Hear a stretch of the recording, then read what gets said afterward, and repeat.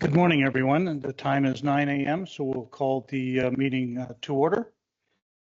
And the agenda is in front of everybody on the table. Any amendments or to the agenda? Looking for a motion to adopt the agenda as presented. Karen.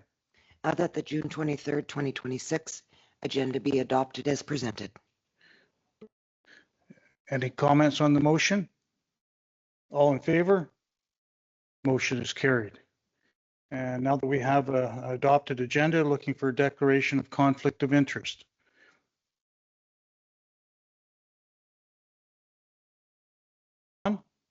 We do have 4 public notices today with the public hearing starting at 10 a.m.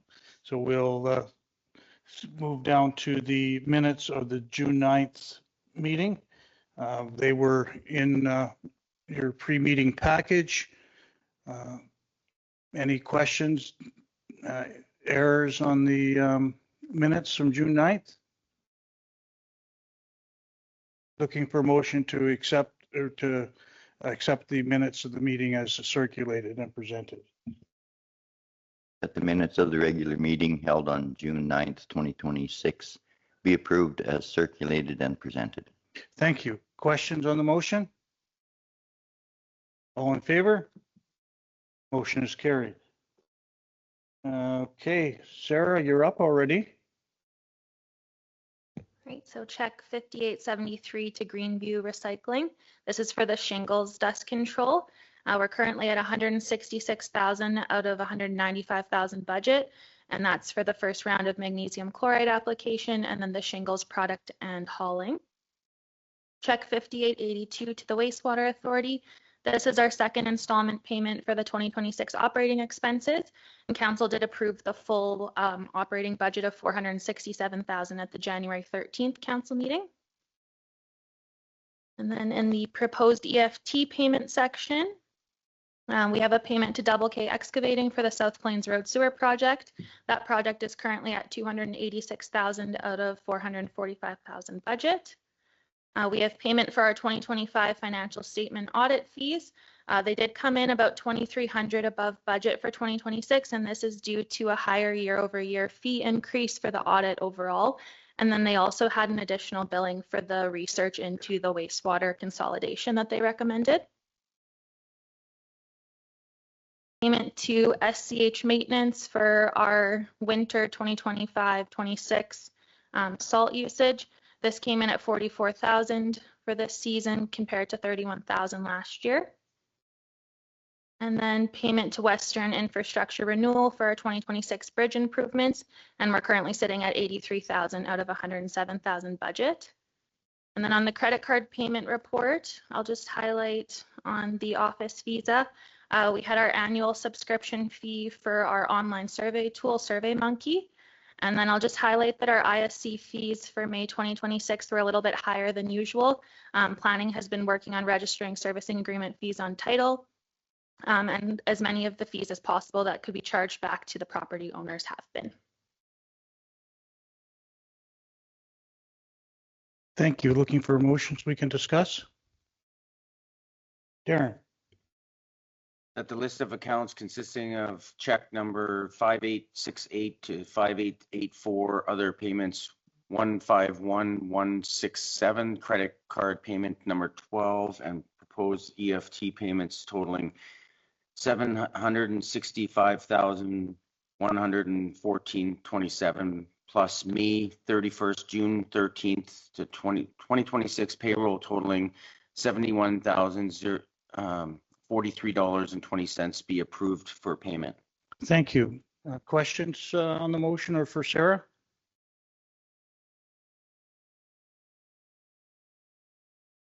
Okay. All in favor? Motion is carried.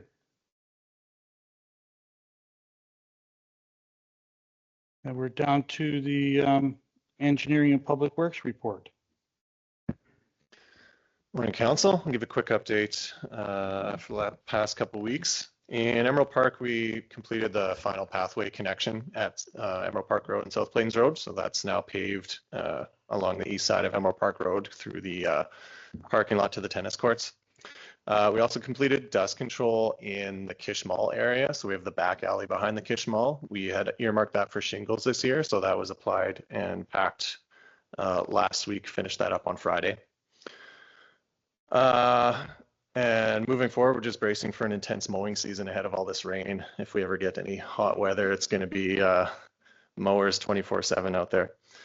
In the rural, we did also complete the 620 Grid 624 North shingle application after some changes to how the project was being applied and some research into how some other RMs had done it. We finally kind of fine-tuned it, and we're also able to haul it ourselves after mixing with gravel. So pretty happy with how that went. And the first couple inspections after have been pretty positive out there. We also completed touching up the shingle site at South Subdivision as well. We've also been grading the dirt roads now that a lot of the seeding has been completed. So we're on gravels and dirts now, trying to trim up everything that's kind of been hammered out by some of this rain. On the utilities, we did have a valve replacement that ended up with a large system-wide depressurization of the main north of Highway 1. So we did have a public drinking water advisory in effect. Went into effect Thursday, June 11th, and was lifted Wednesday, June 17th.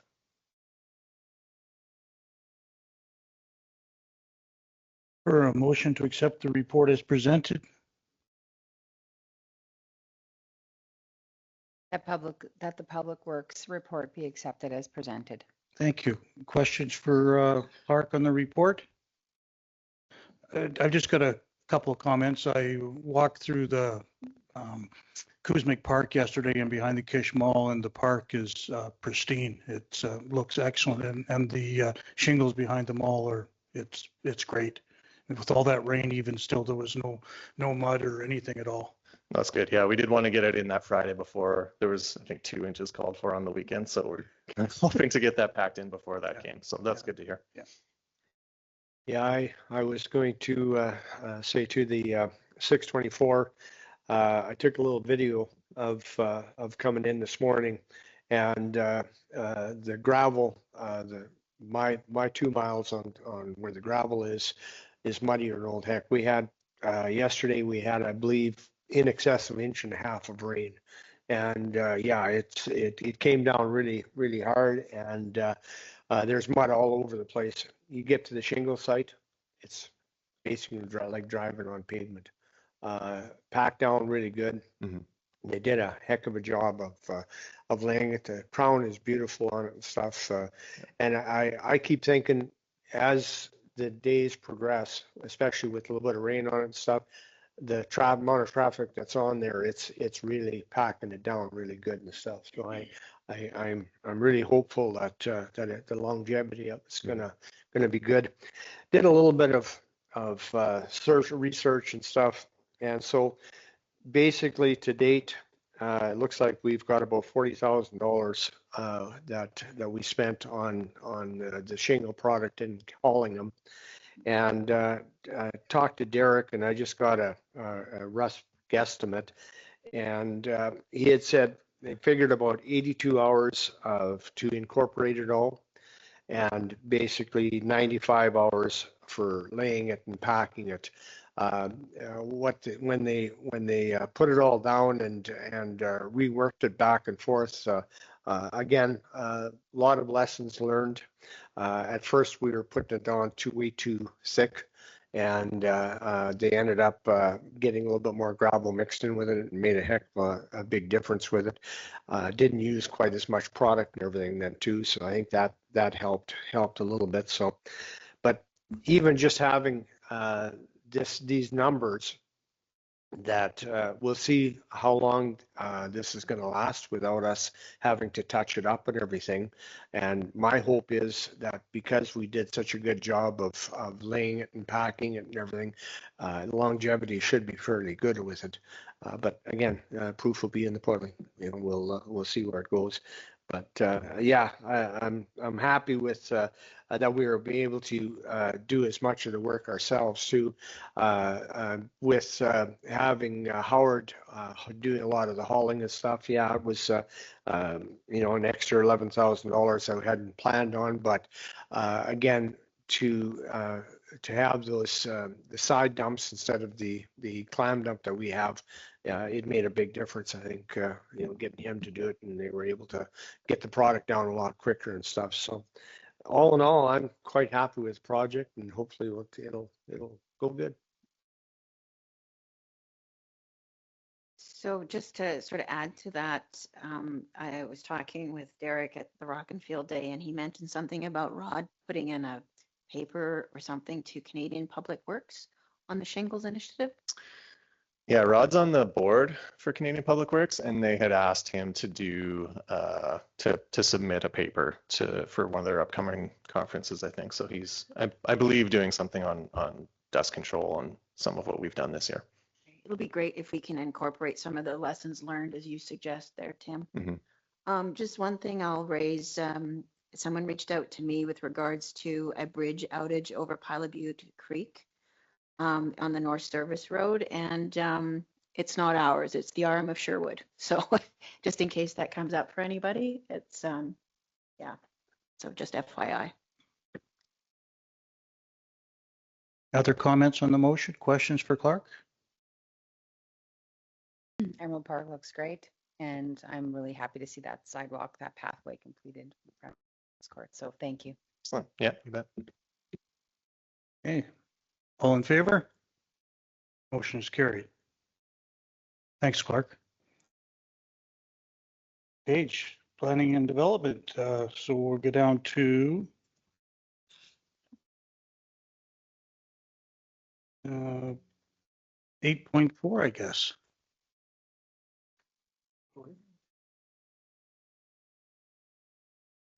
Sorry, Paige, I jumped ahead too far. 8.1. That's okay. Yeah. So this is our semi-annual report. So this is from January 1st of 2026 to May 31st of 2026. This report includes the subdivision numbers, permit numbers, building and development and other permits, rezoning applications, so zoning bylaw map amendments.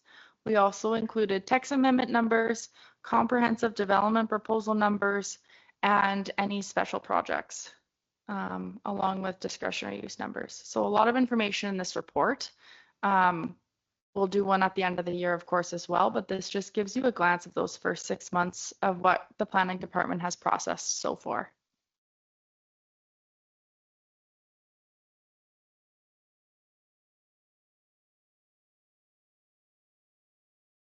Great information. Thank you.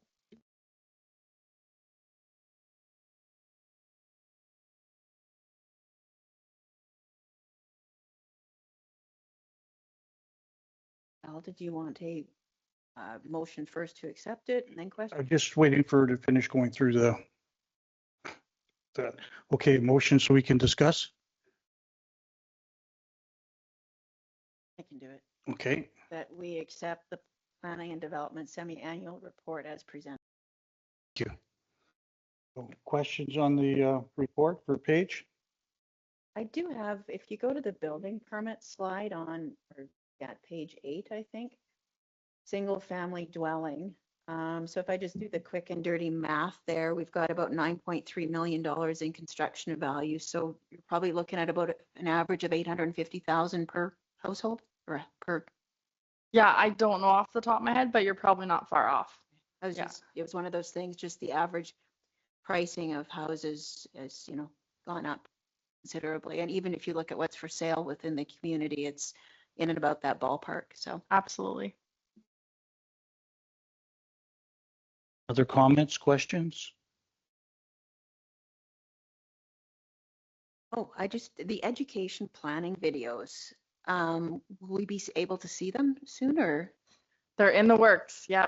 I think that's a great initiative. Yeah. And that came from a conversation with a ratepayer, just trying to get everyone on the same page of kind of how planning works, and answer those simple questions and hopefully bring a little bit of education to it. So, and they're all being done internally. So Lee, obviously, is leading the charge on that one with his production skills. Yeah, so. Okay. Other questions for Paige on the report? Okay, all in favor? Motion is carried.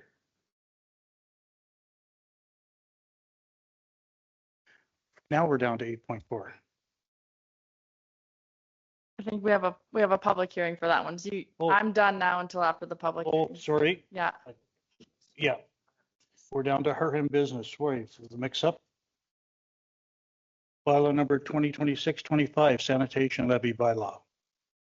Okay, so we're bringing this bylaw to set the 2026 sanitation levies for waste, recycling, and compost collection. These charges will be levied in August 2026, along with the municipal and education property taxes. Historically, council has provided a 70% cost recovery basis for the sanitation fees. The rationale for the 30% subsidy is that there's instances of urban ratepayers subsidizing services for rural ratepayers, such as pest control supplies, weed control supplies, and dust control application. And technically, all RM ratepayers have access to the spring and fall cleanup bins, which make up about an estimated 16,000 out of 250,000 costs for 2026, or about 6.5%. So for the 2026 draft bylaw, we've continued to apply the historical cost recovery percentage of 70%, and that led to waste, recycling, and compost cart fees of $203.96. And then for waste and recycling carts only, $187.05. So it's about $1.58 or 0.78% for sanitation levies, including compost, or $1.47 or 0.79% increase for those excluding compost. So today we're recommending first reading of the bylaw, and then there is a table in here where we've just shown 4 scenarios for council's consideration. So if we were to leave the current 2025 bylaw in effect, our cost recovery is estimated to be just shy of 70%, so 69.46%. We've shown the 70% cost recovery that we're recommending, and the rates are there. And then we've also included 2 additional scenarios, one where we're recovering all costs except the cleanup bins, and then 100% cost recovery option as well. We did provide public notice as a requirement for special levies. And then the other options to consider, council could give all 3 readings of the bylaw today if they're comfortable with the rates. You could suggest an alternative to the 70% cost recovery, or you could decide to leave the current bylaw in effect, which would recover about 69% of cost. Okay, I'm looking for a motion so we can discuss. Nicole. That bylaw number 2026-25 being a bylaw to set levies for the purpose of providing waste, recycling, and compost collection services be given first reading. Thank you. Discussion. Well, I think the 70% has been a historical one. I would recommend us going with number 2 on the scenarios personally. Yeah, I'm also in favor of that 70%. Yeah, and I think it gives some of our rural ratepayers, a little bit of foresight that, look, the urban ratepayers don't get dust control and some of the other on the rat control program and stuff like that the rural ones do. So it's a good idea that that we have a good mixture in there that you can have make it known that we're trying to equalize it out for both urban and the ag producers and stuff then. So I think it's great. Yeah. Any other comments? Okay, all in favor? Motion is carried. Looking for motion for second reading if we're interested. Very good. Yeah. That bylaw number 2026-25 being bylaw to set levy for the purpose of providing waste recycling and compost collection services be given second reading. Thank you. Questions on the motion? All in favor? Motion is carried. Motion to give the bylaw third reading at this meeting. Sorry, giving the three readings, including the final reading. Karen. That bylaw number 2026-25, being a bylaw to set levies for the purposes of providing waste recycling and compost collection services, be given three readings at this meeting. Okay, before I call the vote, it must be unanimous, so please indicate your vote clearly. All in favor? Motion is carried unanimously. And looking for third and final reading. Can do it. Okay, That Carmen. bylaw number 2026-25 being a bylaw to set levies for the purposes of providing waste, recycling, and compost collection services be given third and final reading. Thank you. Any questions on the motion? All in favor? Motion is carried.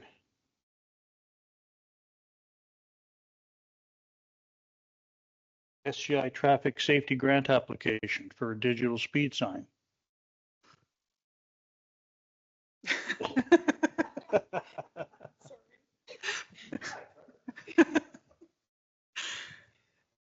Okay. This is for Council's consideration to authorize administration to apply to the SGI Traffic Safety Fund grant program for the purchase of a speed display sign and to obtain the updated pricing required to complete the application. So we're proposing the installation of a display sign on Emerald Park Road. It's near the entrance of Aspen Links. It's around that curve there. Let's see, the SGI Traffic Safety Grant provides opportunities for traffic safety initiatives such as speed feedback signage. And the program typically has two intake periods, a winter intake from January to March and a second intake from July to September. The project start dates occur after the grant approval. So if this application is successful, the installation of the speed sign is anticipated to occur in spring of 2027, and this project would be incorporated into the 2027 budget.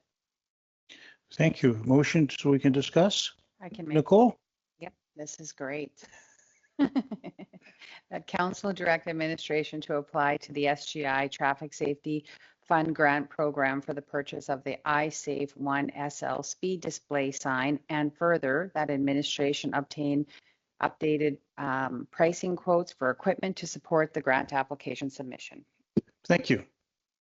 Karen, does the grant cover the total cost of it plus install? Well, we'll install it, right? So it's the cost of the sign, Okay. full cost. Yeah, I hope we get it because that is a speedway. It's very unfortunate. If you guys had the sign up there, did you collect any data? I haven't checked with the CSOs what the data said. I can follow up with them. Perfect, thank you. That was one question I was going to ask about if there is data for these. I know that tickets can't be issued with that, but it would be nice to be able to have the data on there as far as when, what time people are doing some speeding and stuff on it, so that we can take it back to our RCMP meeting that we have monthly, and the RCMP actually will kind of try to patrol around those times. And if they find a big influx of speeders at a certain time, they'll try to set up radar in that area. Then, so it'd be worthwhile getting that data. Yep, 100%. I've spoken to the office and Shauna and the CSOs and the RCMP about the issues over there. So I'm assuming that's why you put the sign up. Yeah, thank you. Other comments on the motion? Okay, all in favor? Motion is carried. 9.3, 2026 Annual Weed Management Plan. Okay, so this is to present the 2026 annual weed management plan for council's review and approval as required for submission to the SARM rebate program. The plan is necessary to maintain eligibility and participate in the Sustainable Canadian Agricultural Partnership Invasive Plant Control Program, supporting the effective weed control and access to cost-sharing opportunities for the municipality. The ARM has consistently submitted an annual weed management plan to SARM for over 10 years, and we've been maintaining that participation in the program. For a motion? Stephen? That the 2026 annual weed management plan be approved and signed by the REIB and Chief Administrative Officer, and further that the administration be directed to submit the plan to the Saskatchewan Association of Rural Municipalities to maintain eligibility in the invasive plant control program. Thank you. Questions on the motion? This new stuff that they're going to be using, Nevas, Flex. Anybody know anything about it? Stephen, do you know anything about that? That's a new one on me. I've never heard of that. But I know that Tordon 22K, that's been a staple for a lot of years and stuff. The only problem with that, it killed just about everything. So I'm hoping that this stuff might be a little bit better on some of the native grasses and stuff. I did do some research on it because I was interested, because I also got the letter saying you've got leafy spurge on your property or adjacent, and there's a fair amount. But yeah, it sounds like it's less, it leaves the other grasses. It's very selective to the leafy spurge, which is good because yeah, that Tordon annihilates everything. There's a lot of leafy spurge in our rights of ways, and I assume our weed inspector is going to be hard out there on those. Yes, oh, sorry. Oh, yeah. That's the plan. Yeah. He is hired to do the spraying of our right of ways. Yeah. And is there, I've had this question from some ratepayers, is there the ability for our ratepayers to hire him to do the spraying, like as a separate contract? Yes, there is. So they can reach out to us. We can connect them with the weed inspector. Okay. But yeah, they are able to do that for our ratepayers if they want. Excellent, thank you.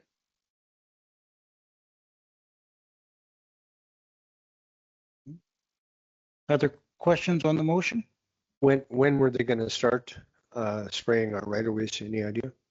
Yeah, we just met with the weed inspector. So, and we met with Derek as well. So we have to coordinate with the mowing. So our weed inspector, if the rain, it's been difficult for them to get out, but they wanted to start like the end of last week, this week. So hopefully in the next couple of weeks they'll be out there, and they'll have more than just one guy doing it, so they can cover more area. Yeah. Because I know in my front there, I've got leafy spurge coming again, and I was going to put my goats out there, and I just wanted to make sure that I'm not going to have any spraying before that. There might be some residual, and I just soon have that. So. Well, to reach out to us, we'll make sure to confirm exact dates. Stephen? Just the leafy spurge along the highway 364. Are the highways going to be responsible for spraying that, or is it because it's getting bad along the ditches on the highways? So there's I can't remember what it's called, but basically before highways will spray it, they have to have it GPSed, and I believe that was part of the plan. We were going to get our weed inspector to GPS it, send that data to highways, because they do not proactively patrol. It's citizen science going, hey, you've got leafy spurge or whatever it is. So that would be useful to feed that back from our weed inspector. Yeah, when we talked with him, we gave him the whole map. We showed what part is highways responsibility, so he will be able to identify that. Well, and sea and rail too. You know, the railway right of ways are just polluted, and yeah, what do you do?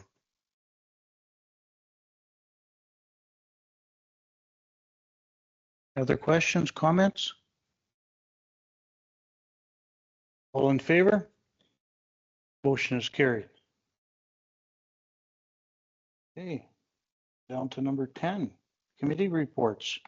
Any chairs have committee reports?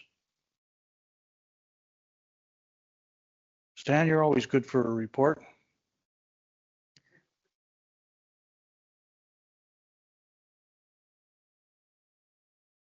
We on? Okay.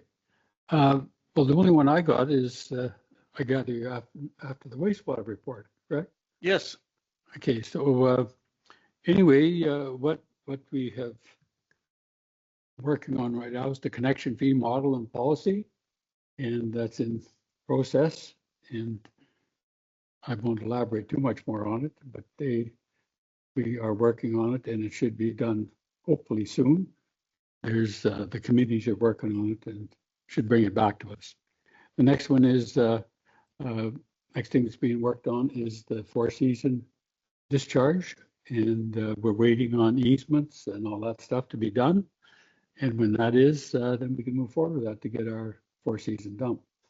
Now, when that's going to happen, can't really say until, yeah, there's a process that's happening, and the RM is working on that before we can do that. And if Shauna wants to speak to it, she can, but I don't know if it's necessary at the present time, but it's up to you. And the SAGA system that we have is working good. There's a little tweaking that has to be done on it, and that's what Wade's working on right now, our foreman up there. And yeah, it's coming along pretty good. So we're moving ahead. Things are going good. Thank you. Any other chairs have anything for committee reports?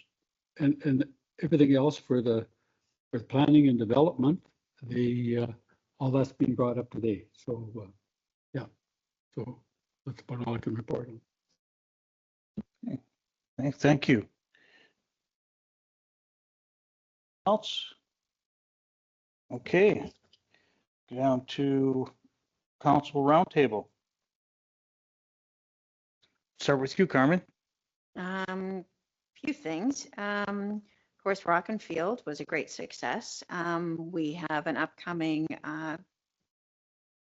communications, the crack committee, July 9th. So we'll bring back to council at that a good summary of the event and some of the data and whatnot. But overall, it was a huge success. The goats were a hit, and that's a do again. So a lot of good things coming out of that. I think it was like 500 burgers, you said, Al, and 250 hot dogs. So give or take, probably between 500 and 600 guests.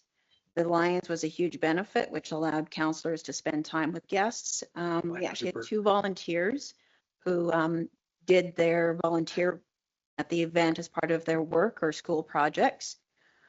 Ducks Unlimited lent us the taxidermy, which was a big hit. Pilot Butte Library was beyond thrilled, as was the White Butte Museum. What else? One woman, I think, came up to you, Karen, and said it was the best event she'd ever seen for kids with all the variety, which was really good. Craig came with his old tractors. That was a great success. Lee got those A-frame poster stands, which were useful to sort of plant around the event, and which he'll be reusing them for the different events. The Fired Up, of course, coming, which will also showcase, he's going to put on the flip side of those, the ratepayer guides posters. We have the upcoming firefighters doing the slip and slide at July 11th at Pilot Butte's Summer Splashdown, which is great. And I think that's it from a roundtable. On the thing in Pilot Butte, it's all 4 fire departments are participating? That's the plan, yeah. Thank you. Just one comment with the Rock and Field Day. The only thing missing was media. You know, it's such a good news opportunity, and I don't know why our media people just cannot be, you know, try to light a fire under them to come out and take note of all the good stuff out there. It's a great PR type thing, and a lot of people, oh, I didn't realize you guys had that many, different equipment and stuff, and the having the goats out there, that was a big hit too and stuff, and it was just a great event. Why can't they report a little bit more on that type of stuff. It just makes you wonder. Well, and to that point, I think the first year they were out, if I recall correctly, I can't remember, but it is out of town. And so that's sometimes a bit of a challenge. But, as far as the good news story, it was over $400 raised for the dog rescue. There was over $200 raised for Grinnell Grad. So those are good news stories that we can get some profile. I imagine we'll be able to get coverage through Lee, through the town quad forum thing, which is good, but after the fact, right? So. Was the media contacted and told about it? Oh, I'm sure Lee was on top of that. Yeah. Okay. I think the thing is too, like, I was in Davidson this weekend. They had Davidson Days, which were awesome as well. And like, there's events in all the towns going on. So that might be, I mean, it's a busy time for events. Our event was awesome, but there's also a million other events going on. So that's probably some of it. Anything else, Carmen? Nope. Stan? Nicole? Yeah, the Rock and Field event was great. It was actually over $600 that was raised for the dog rescue, which was awesome. And yeah, busy handing out burgers buns. It was as busy as it was last year, and it was awesome. And also, I was at the Division 2 SARM meeting last Monday, which I actually got a lot of value out of those. I'm actually working with a couple of different RMs. I had talked to Shauna, and I think it was Karen and Paige. I had sent some emails around about some different bylaws that other RMs are incorporating that they're sending me. I'll forward it on, that I think we should look at a few different things. And it's great to talk to different RMs, see what they're doing, see what's going on. They had some really great information. Obviously the presentation, all that was really good. You can, but the actual breakout sessions, when you're getting together with different RMs and what they're overcoming, and we talked a lot about alternative energy, and it was really good. So I have some more stuff coming down the pipe. Yeah, and I'm assuming I'm assuming that you're not charging your time for being there. We'll deal with that later. Okay. Yeah. Anything else? No, that was good. Okay, Karen? Just a couple things. One, I got a question for Clark. I probably should have asked earlier. You know that South Sask subdivision? How far do we grade, or do we own now to the west? Is it that intersection going south? Like that goes to the pit? I had a ratepayer ask, because he said the road was really good up until his intersection, and then going west, he said, you can hardly drive your car. And I thought, we had that annexation. So is it to that intersection? I'll send you a short image. Okay, so great. You know where it is. Yeah. And then I can get back to him. Yeah. Yeah, other than that, we had the Pilot Butte Community Rodeo this weekend. I spent 100 hours there, but it was a huge success, and like the rodeo gives to all communities. So it's a worthwhile project, but it was busy, like never been that busy. So yeah, so that's it for me. Stephen? No, Rock and Field Day was, it's a very good success, and the kids were very tired.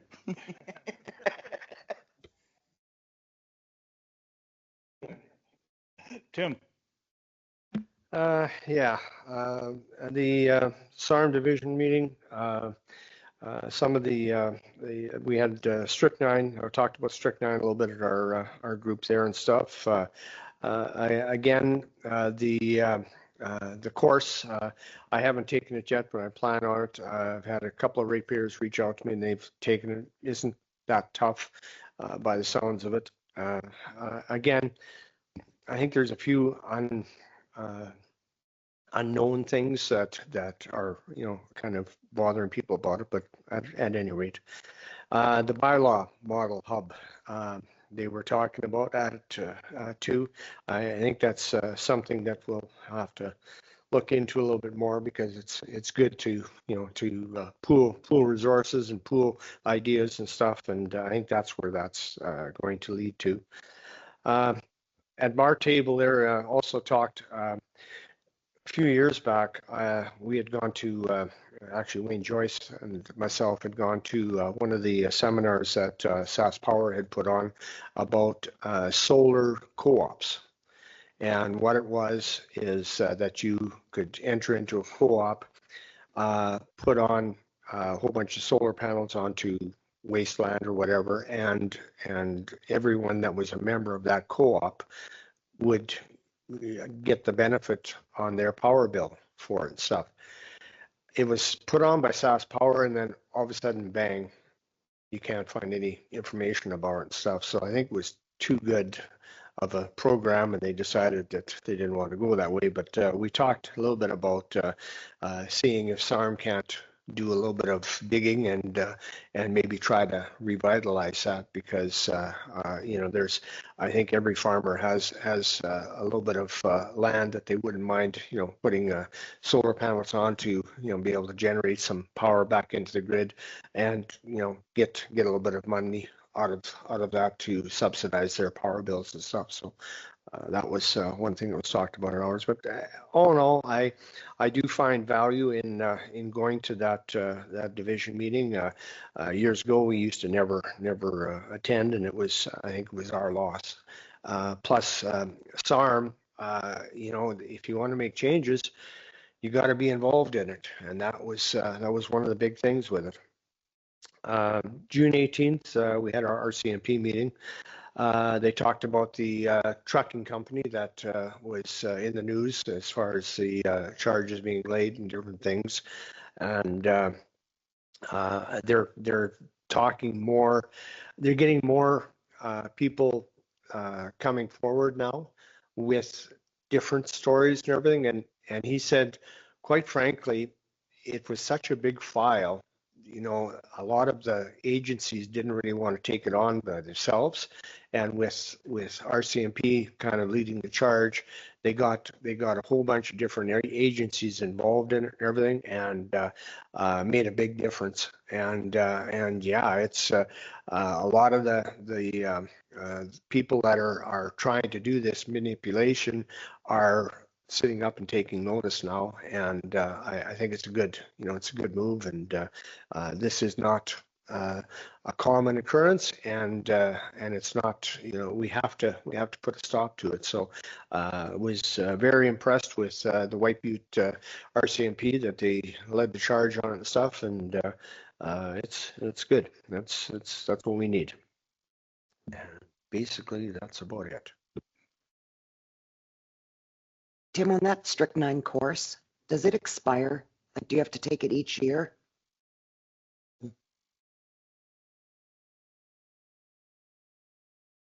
My understanding was that you have to take it each year, but that's the training that I had taken. I understand it's an annual thing. Yeah. I could be wrong, but I'm pretty sure that's what they said in the training. To add to the RCMP meeting too, I believe, they believe there's more to come forward, and we discussed there's probably going to be more businesses coming forward too. I think it's a problem. We'll probably see more of it, and hopefully people are brave enough to stand up and say something. But it was actually led by the White Butte Detachment. They had said, because they also have a lot of senior members that are really capable of doing it. Otherwise, they wouldn't have been able to undertake this huge file. So it's kudos to the White Butte Detachment for that. Okay. Anything else, Tim? Darren? I think Nicole and Tim covered a lot from SARM, but there was one other thing that I noticed that I don't know if we can use the grants for bridge railings and stuff. I don't know if because they brought that up, that there are some grants for that, and I don't know how many bridges, like we have a lot of bridges and stuff. I don't know if the railings need to be fixed on them. Always. Okay. It's a pretty common failure. They're the first thing that get hit. Okay. Yeah. Because they mentioned that. So, I mean, that might be something to look into or whatever. And then rocking the field, I mean, I had to go and degrease myself after cooking all those burgers and clean my glasses a half a dozen times from all the grease. And but it was fun and got to talk to a lot of people as well. So that's about it. Okay, thank you. Before we can get to public hearings, we got 14 minutes, so we take a 14-minute recess, Tim. Make a motion, we have a 14-minute recess. Thank you. All in favor? Motion is carried. It's now 10 o'clock. We'll reconvene the meeting and move into the public hearing portion of the meeting. The first one is bylaw number 2026-10 zoning map amendment. Paige, any written submissions? No. Submissions for bylaw number 2026-10 zoning map amendment for block par A, E, and F, Southwest 291717 west of the second. Seeing none, looking for a motion to acknowledge no written, no verbal. Karen. Make a motion that there are no written or no verbal regarding bylaw 2026-10. Thank you. Questions on the motion? All in favor? Motion is carried.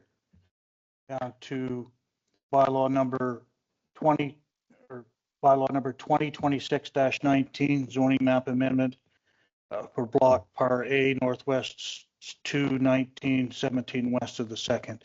Any written submissions? No. Thank you. Any verbal submissions for bylaw number 2026-19? Okay. Motion to acknowledge no written, no verbal. Oh, yeah, sorry, I didn't see your hand up, sir.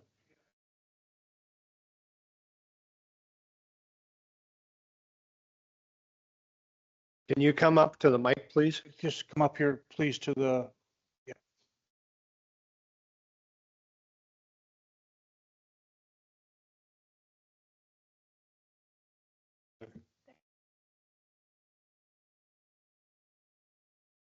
So was it the first amendment or the first that deals with the property on the North Service Road on the #1 highway? Was that the one? Yes, That was the first one. yes. Okay, so now I put my hand up for the first one. We go back. Yeah, okay, sir. Yeah, go ahead. Well, so you're proposing that the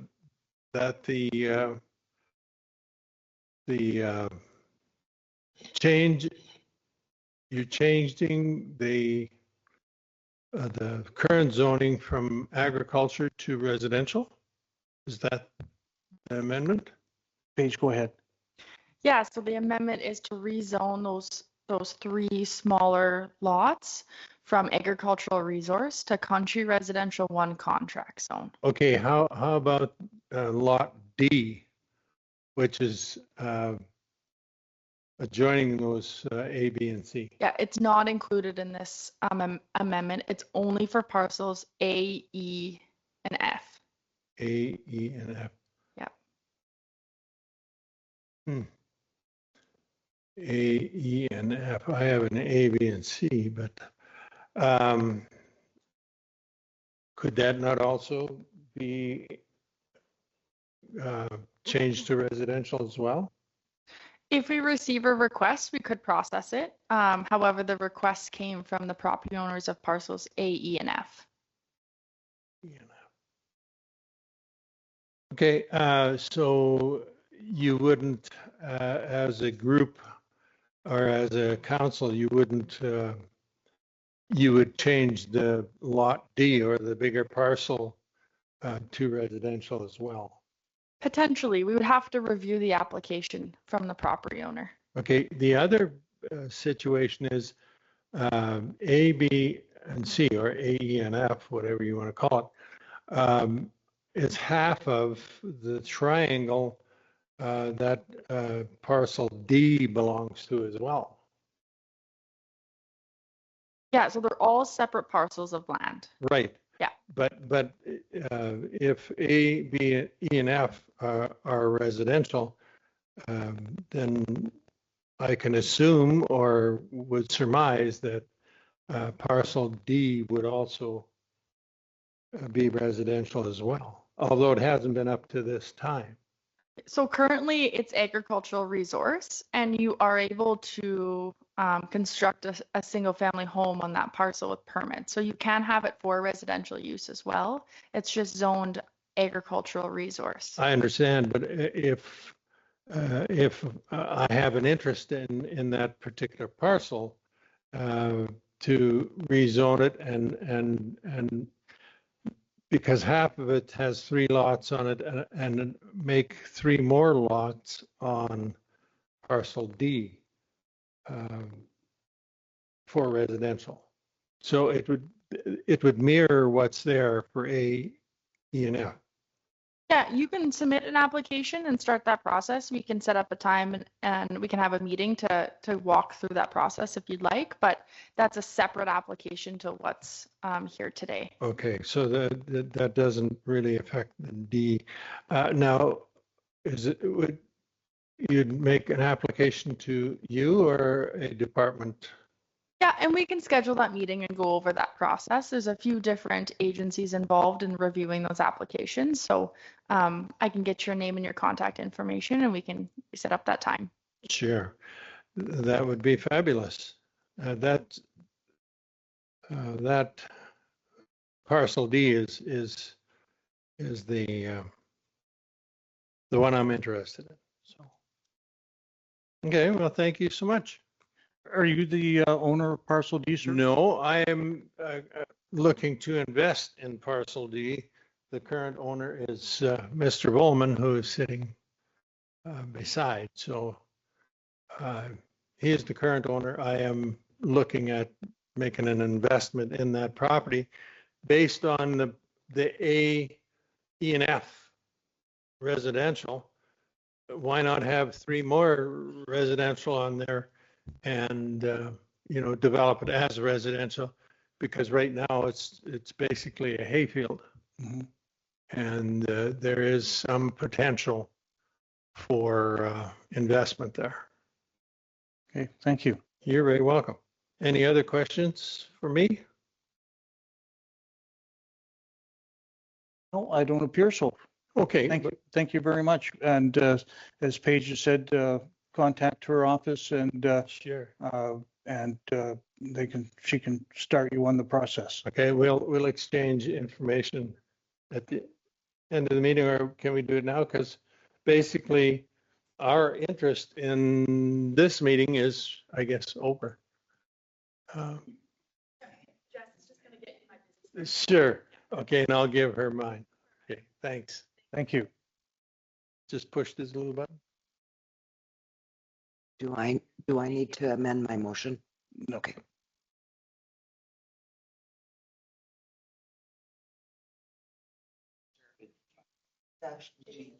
Yeah. G. That shows it as AB, but it's obviously been changed. So That makes sense now.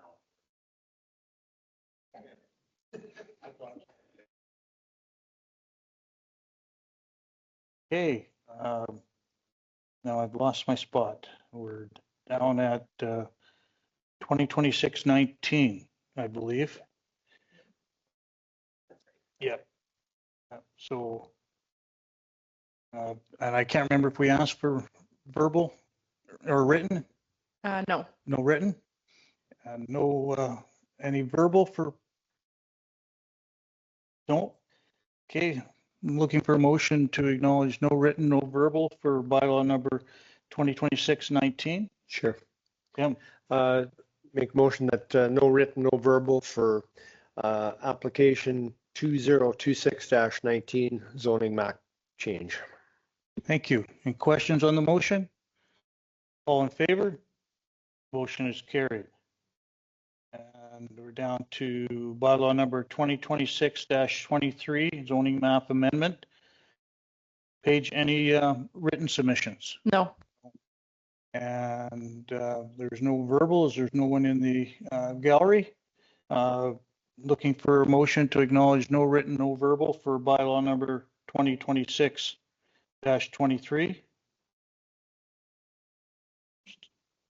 Darren, To acknowledge that there's no written or verbal for bylaw 2026-23 zoning map change. thank you. Any questions on the motion? All in favor? Motion is carried. And we're down to bylaw number 2026-06, planning and development fee bylaw.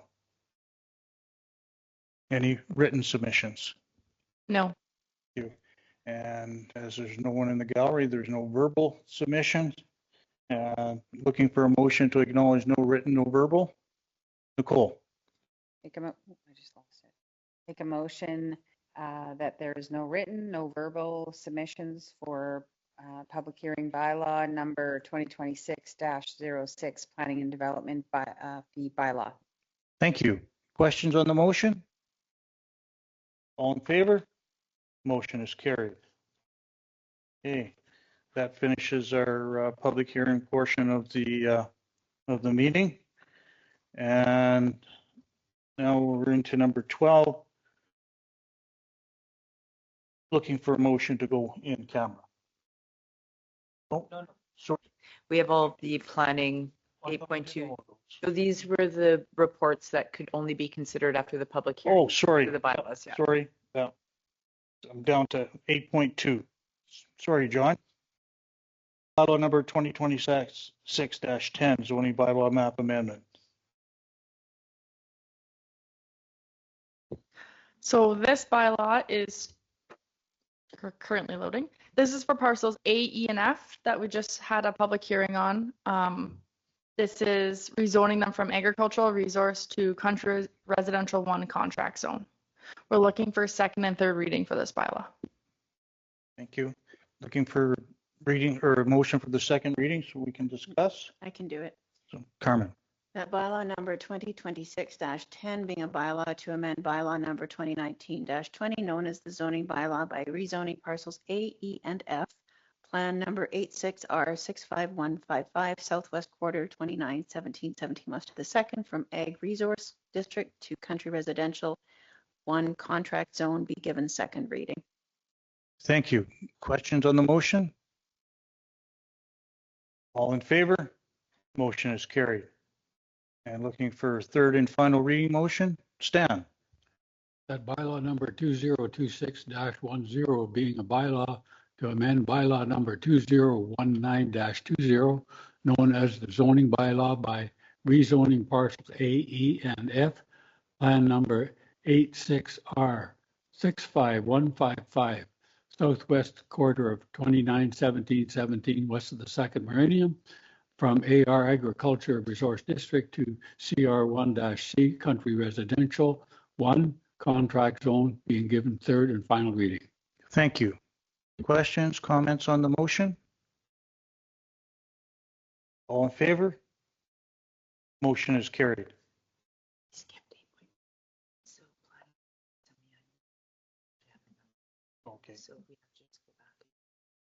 Okay. Okay. Didn't have a number. All right. Yeah, up here. Okay. We're going back to one that was listed but no number on it. Sorry, Paige. Our planning and development fee bylaw. Oh, the semi-annual report. Okay. Thank you. The bylaw number 2026-06 being a bylaw to establish planning and development fees be given second reading. Thank you. Questions on the motion? All in favor? Motion is carried. Looking for third and final reading. Yeah. Karen.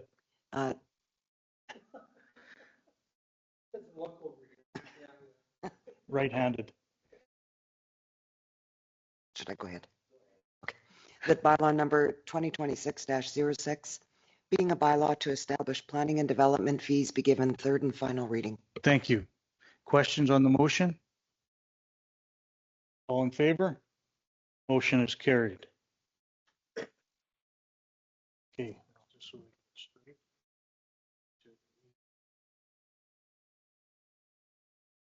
Just double checking, make sure I've got a square page down to 8.3, bylaw number 2026-19. The RM received a subdivision application for 13.94 acres in the northwest of 1917. We are rezoning that from agricultural resource to CR1. We're asking for second and third reading on bylaw 2026-19 and subdivision approval of the proposed parcel A. Thank you. Motion for the first reading? Or second? Oh, second reading, sorry. Residential one be given second. It's a bad day. Yeah. Yeah. Stephen. That bylaw number 2026-19, being a bylaw to amend bylaw number 2019-20, known as the zoning bylaw by rezoning proposed bulk parcel A, northwest quarter 02-1917 west of the second, from AR agricultural resource to CR1 country residential, be given second reading. Thank you. Questions on the motion? All in favor? Motion is carried. Looking for third and final reading. Sure.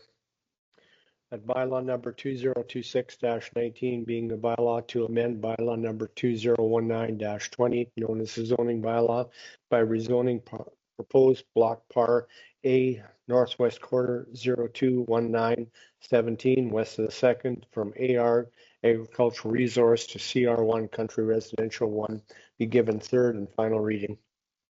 Thank you. Questions on the motion? All in favor?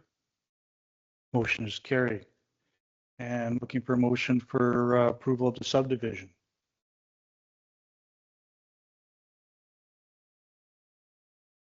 Darren? No. Yeah, we recommend approval of the subdivision of block par A in the northwest quarter 02-1917 west of the second, as shown on the plan of proposed subdivision prepared by Midwest Surveys, dated the 31st day of March 2026, and authorize the Reeve and Chief Administrative Officer to sign and service agreement, with it being noted that the servicing agreement has been signed by the developer and or property owner.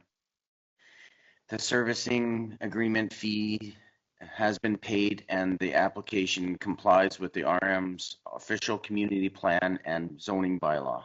Thank you. Questions on the motion? All in favor? Motion is carried.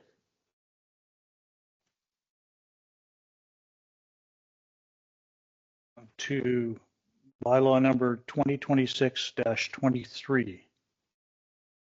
This application is for a parcel tie code removal, parcel L. The north service road at the time of the bypass split the existing parcel L into two, and they were tied together. So the property owner is hoping to untie those two parcels. However, to do so, we had to rezone the north portion of L because it did not meet the minimum site regulations. So for that bylaw, so 2026-23, we are asking for second and third reading, and we are also asking for approval to remove the parcel tie codes. Thank you. For the motion for second reading, Karen. 6-23, being a bylaw to amend bylaw number 2019-20, known as the zoning bylaw by rezoning block parcel L, plan 93R00868, extension 3, northwest quarter 2117-18 west of the second, from general industrial to future development, be given second reading. Thank you. Questions on the motion? All in favor? Motion is carried. Looking for third and final reading. Carmen. I didn't even hit the button. that bylaw number 2026-23 being a bylaw to amend bylaw number 2019-20 known as the zoning bylaw by rezoning block parcel L, plan number 93R00868, extension 3, northwest quarter 2117-18 west of the second, from general industrial to future development, be given third and final reading. Thank you. Questions on the motion? All in favor? Motion is carried. And looking for a motion for the removing the parcel type. We recommend the removal of parcel tie between block par L, plan number 93R00868, extension 3, and block par L, plan number 93R00868, extension 4, northwest quarter 2117-18 west of the second, as shown as in the ISC parcel picture dated April 29th, 2026. Thank you. Questions, comments on the motion? All in favor? Motion is carried.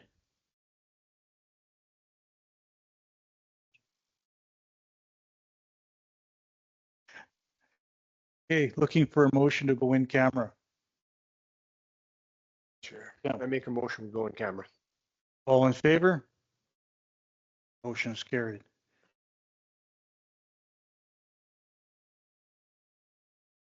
Okay, looking for a motion to go to camera. Nicole? All in favor? Motion is carried. So I think that's it for today. Has anybody got any other stuff? No? Stephen? Motion to adjourn the meeting? All in favor? Motion is carried.